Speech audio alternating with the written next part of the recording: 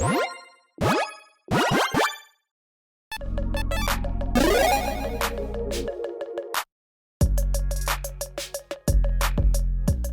everyone, Mitch coming in from the Commander Score Studio. Welcome to the show. So, March of the Machine, Aftermath, spoilers, that wasn't really like a season. We had like the leaks, then Wizards like, here's everything. Are done apparently. It's a very small, like limited release kind of thing, I guess. I don't know. It's coming out on the 12th of May, I believe. And when new things come out with new cards, well, it's always good to kind of see, well, even if you don't play combos, if you're playing with playgroups or those of your LGS that do play with combos, you need to be aware of combos because, well, new cards mean new exciting combos. And yeah, if you do play with combos, great. New ones to utilize and new commanders to utilize them too. So on this episode, I'm going to be taking you through the brand new combos that are highlighted on Commander's Spellbook from MTG Mom Aftermath, March Machine Aftermath. There we go. If you haven't checked out Commander's Spellbook, make sure you do so. I'll try to remember to put a link in the description below. It's a fantastic website. And yeah, let's jump into it. So first up, we've got Nixilis, Captive Kingpin, and Shalai and Nalaar.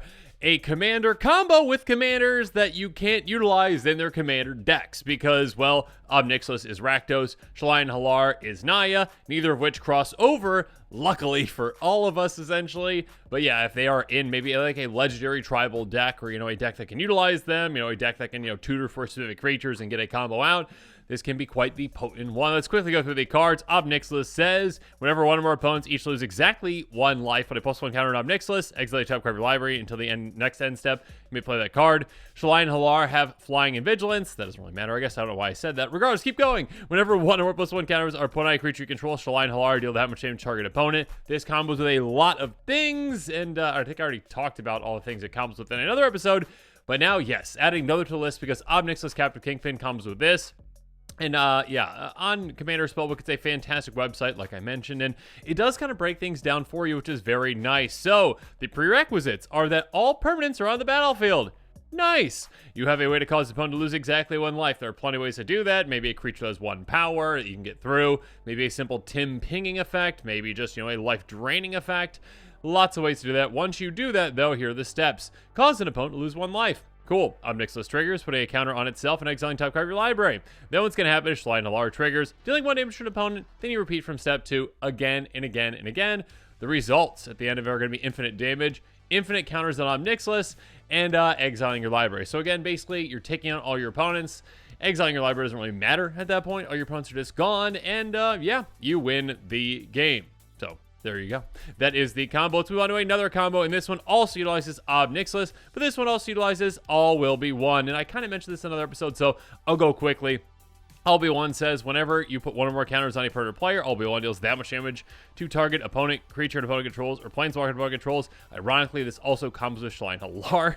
This is just a crazy powerful card that comes with a ton of things, and yeah, it's very, very easy to actually combo with this. Again, basically the exact same prerequisites. Have both of them on the battlefield. Have one opponent lose exactly one life. And then here we go. Cause the opponent lose one life. Yeah, Nixilis triggers. You get a counter on it. Exile on top card of your library. Then All Be One triggers, dealing 1 damage to the opponent. And you keep going again and again and again. The exact same results. So yeah, again, Nixilis. If you are playing against an Nixilis deck, make sure you're looking out for this combo because, yeah, it's quite the potent one. If you're playing with an Nixilis deck, consider this. Or again, if you're, considering, a Legendary Tribal Matters deck and you want some combos in it, if you've got some tutors for that, consider the other one too. Moving on, we've got a different kind of commander with Danitha new Benalia's Light. This one does have a combo, but not, again, in its colors. Luckily, if you're playing against a Danitha deck, you don't have to worry about this combo, as it does utilize Kaya's Ghost Form, which is obviously not in its colors, and then Phyrexian Altar, which is a fantastic card, which comes with a lot of things.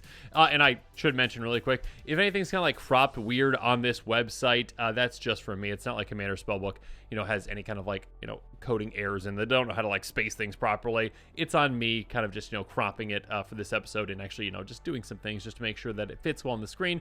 Regardless, with that said, Danitha New Benalia's Light says, once during each of your turns, you may cast an aura equipment spell from your graveyard. That's a very powerful thing. Kaya's Ghost Form, a pretty powerful aura, especially in this situation. Chain creature planeswalker you control. Whenever chain creature or chain permanent dies, just put an exile to the card of the battlefield under your control. And Phyrexian Altar, sacrifice creature at 1 mana of any color. You might see where this is going. Here go the prerequisites. Are all permanents on the battlefield and Kaya's Ghost Form is attached to Danitha. Then what you're going to do is step 1, activate Phyrexian's altar to sacrifice Danitha, adding a single black mana.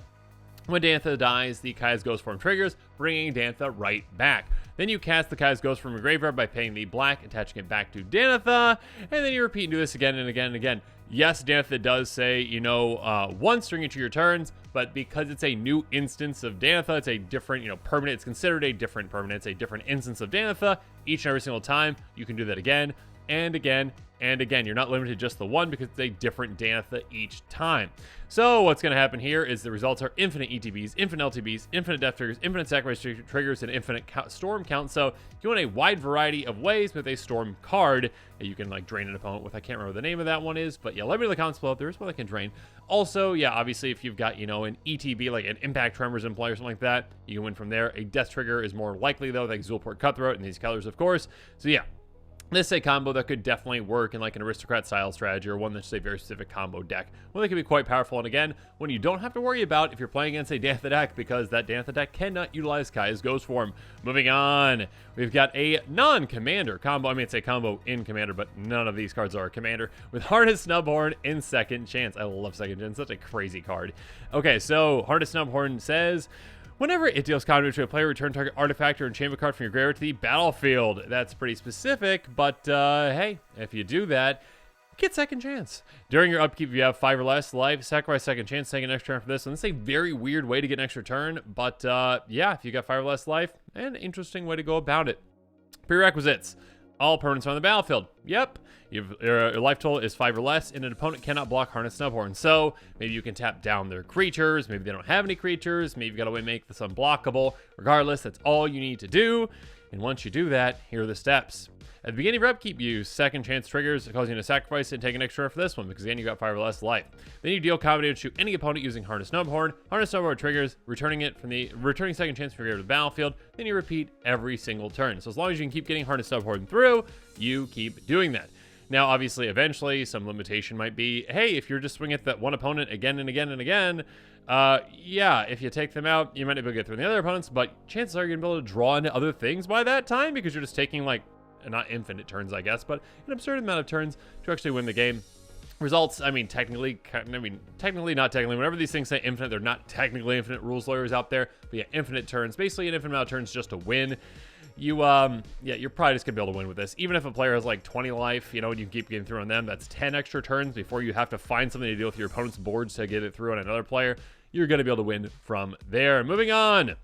Another Harness Snubhorn combo. This one uses Time Sieve and Mirror Battlesphere. Time Sieve says tap, sacrifice for artifacts, take an extra turn for this one. Very powerful. Mirror Battlesphere enters the battlefield. You're going to make 4 1/1 mirror. You can kind of see where this one's going. So prerequisites: Mirror Battlesphere is in your graveyard, other permanents on the battlefield. Harness Snubhorn doesn't have summoning sickness and cannot be blocked by an opponent. So again, very similar prerequisites. Steps: deal combat damage with Harness Snubhorn. The second one is the Harness Snubhorn triggers, turning Mirror Battlesphere from your graveyard back to the battlefield. Mirror Battlesphere enters the battlefield and you get 4 mirrors. So yeah, that is 5 artifacts in total for those of you keeping track. Activate Time Sieve by tapping it, sacrifice the Mirror Battlesphere and the 4 tokens. Take an extra turn for this one. Repeat this exact same thing every single turn. So basically, hey, just keep getting Mirror Battlesphere back, which gives you the fodder to sacrifice for Time Sieve to keep taking extra turns again and again and again and again. Result is infinite turns. Infinite turns, technically. So yeah, another combo to look out for if you are playing against a Harness Snubhorn. So there you go. Moving on, we've got Pia Nalaar, a commander that has a combo within its colors with this very strange combo. Pia Nalaar, Consul of Revival. Thought creature control of haste. Nice! Whenever you play a land from exile or cast a spell from exile, create a 1/1 color stopped artifact, creature token with flying. Quite impactful. Eternal Scourge. This is a very strange card. Cast it from exile. You can cast it from exile, I should say. Whenever it comes to target of spell abilities, exile it. Great, cool. Rest in peace. Here we go. When it enters the battlefield, exile cards from our graveyards, and if a card or token put in a graveyard from anywhere, exile it instead. Ashnod's Altar, sacrifice a creature, add colorless. You might see where this is going. I keep saying that, but yeah, you might if you read through the lines. Here we go. Prerequisites: all permanents on the battlefield and 1 mana available of any color. So steps: activate Ashnod's Altar by sacrificing Eternal Scourge, adding colorless. Cool. Do that. Eternal Scourge is exiled instead of being put in a graveyard due to rest in peace. So it goes to graveyard, and it's like, I can't go there, so it goes to exile, which you can cast from exile, obviously, right? So you recast it by paying 3. So that's the first time you're casting again, making sure that you have the 1 mana available. You're gonna have 1 mana available. So then Pia Nalaar triggers, you make a 1/1 Thopter token.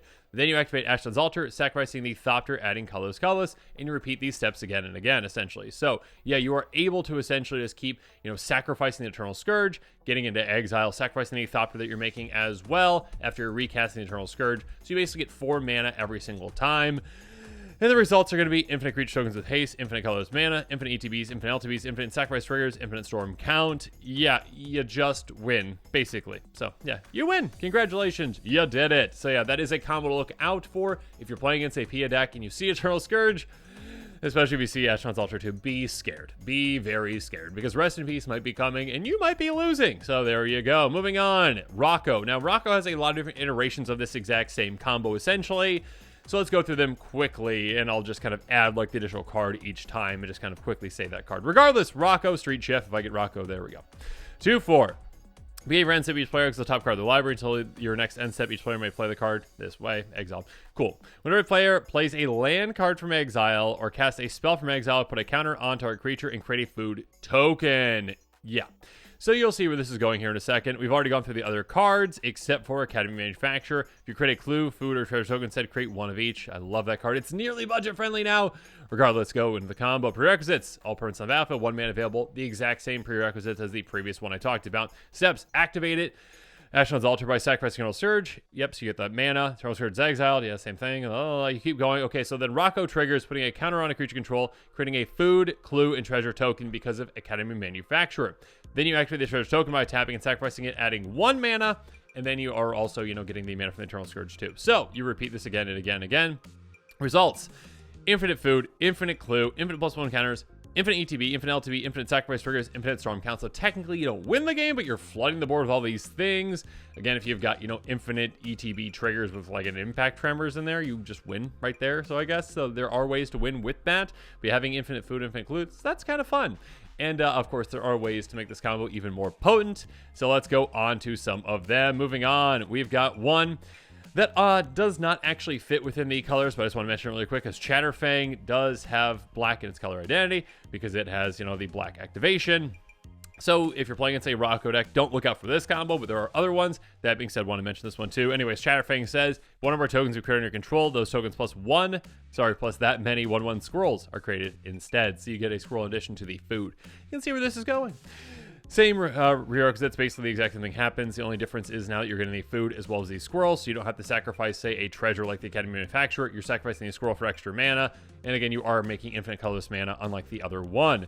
Next up, the exact same, except for Ginny Faye is in here as well now. If you create one of our tokens instead, you may instead create that many 2/2 cats or 3/1 dogs. So then you are actually replacing that food token with the cat or dog, sacrificing that with the Ashnod's Altar. Exact same result, exact same combo essentially, but one that does fit into these colors. Again, Ginny Faye is the exact same color identity as Rocco. So if you've got a Ginny Faye deck, you can utilize this combo if you want, or if you've got a Rocco deck, more likely, you can definitely utilize a combo like this. And again, there's quite a few that work with Rocco, so be on the lookout for those. Next up, another one that works within it as well, this time though using animation module. Whenever you put whenever one or +1 counters up on a opponent you control, you may pay 1 if you do create a servo. Basically, yeah, you're just, I think one more prerequisite in this one. Yeah, you need 2 mana available instead of just 1, essentially, because you need to have the extra mana for that animation module. But essentially, yeah, you're making a servo in addition. You're not making infinite colorless mana, I don't believe. No, you are not. But yeah, you're basically getting infinite counters, infinite tokens, same result, essentially. And then finally, oh my goodness, here we go. This one is kind of weird because it utilizes both Krark-Clan, Ironworks, and Ashnod's Altar, which is kind of crazy, but yeah, it works because basically, well, Krark-Clan Ironworks says sacrifice an artifact, add 2 to your mana pool, so kind of like an Ashnod's Altar, but for artifacts specifically. So yeah, basically now you can sacrifice the food for mana. You can also sacrifice the Eternal Scourge for mana. Again, infinite colorless mana, basically the exact same result. Yeah, a lot of crazy things, a lot of crazy combos. Comment below if I missed any combos from the Aftermath spoilers. There's probably some out there that I missed. But yeah, some really crazy things that you can do with them. Make sure you're checking out that card list link in the description below if you're interested in these cards and these combos. Yeah, comment with your thoughts on these combos. And of course, as always, thanks again and have a good one. This show and episodes like this one are possible thanks to viewers like you. If you're looking for an easy way to help support this show, make sure that you like, share, and subscribe. Also, hit that bell notification icon so you don't miss any new episodes. You can also go check out our playmats and other merchandise at thecommandersquarters.com. We also have a ton of brand new t-shirt designs in stock, so make sure you check out those as well. Another easy way to support this show is with our TCG Player affiliate links. So whether you're buying a deck or individual cards, you can use this general link right here or one in the description. And the final way that you can support this show is by supporting us directly by becoming a patron. There are many benefits to being a patron, and I truly couldn't do this without all of their support.